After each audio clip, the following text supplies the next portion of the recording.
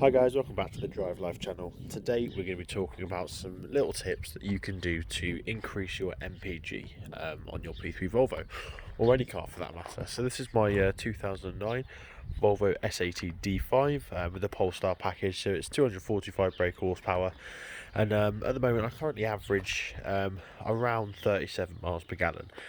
These cars are capable of achieving sort of 50-60 on the long run, but with town-to-town driving you're looking at high 20s, low 30s. So far it's been fairly decent, but there are a few little tricks I've sort of discovered where you can eke out extra mileage. So let's get straight into it. So one of the reasons you might want to eke out the extra mileage on these is because they have such a big tank. So this car currently has a 70, I think it's a 73 litre tank, so it's expensive to fill up. The D5 there, look, it's expensive to fill up, around 85 quid, but that obviously gives you a massive cruising range. If you think it's about 15 gallons, 15-16 gallons, not quite, but close enough. I'm looking at getting because it's a bit cold and windy, and so that gives you a cruising range of just under 1,000 miles, at sort of 40 miles per gallon, which is absolutely awesome. As you can see, weather's lovely, but it's freezing cold, and we're in the middle of lockdown, so unfortunately I can't go out for a drive and show you these techniques. But I thought I'd sit in here and sort of go through them for you, so that you can sort of apply them when lockdown is over. So first of all, is going to be simple things like turning off your AC, anything that's going to draw a lot of power from the engine, because electrical components have something called EMF, which is the electromotive force, and that's essentially a resistance that's placed on the engine when the alternator's turning. It's just basically a resistance on the engine, and it will increase your fuel economy. So that's why that's an important factor. Also, the air conditioning turns a belt to power the pump, so that's one of the reasons for that as well. Okay, so that's that one. The next one is regarding the automatic gearbox. As you can see, this is the Geartronic gearbox in these Volvos. It's a 6-speed AC transmission, bulletproof, but yeah, Volvo automatics are sort of well known for being less efficient for driving.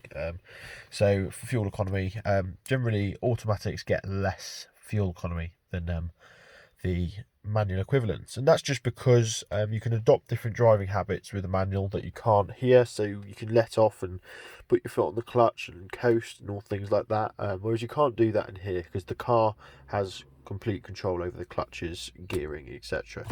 You can change gears manually, but there isn't really much benefit for that. So what can we do to sort of help this?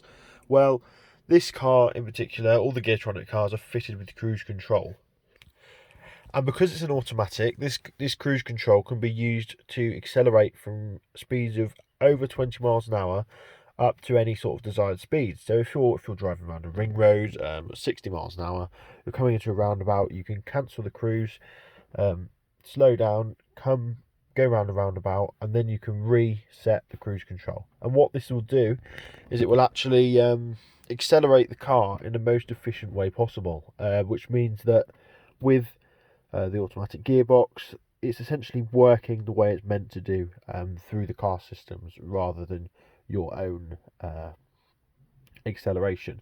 It will use the optimum time. It can sense when it needs to change, because it's already sort of predetermined in the car's nature to be efficient.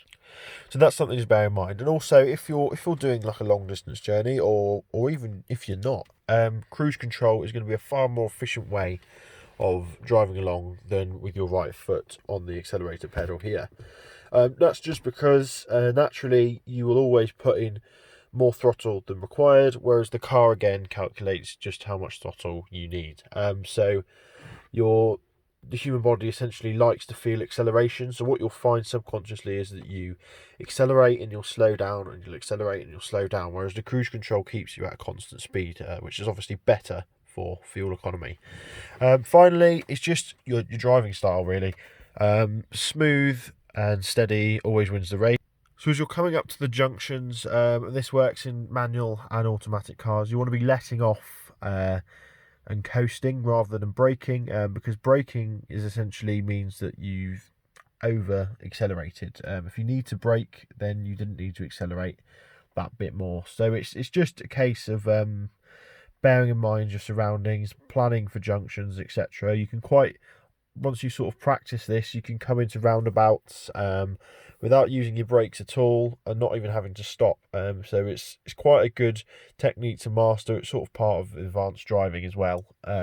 So yeah, bear this in mind, guys, and you'll probably start to get much better fuel economy from any car, really, let alone your Volvo. So thanks for watching. Don't forget to like, comment, subscribe, and I'll see you next video. Cheers.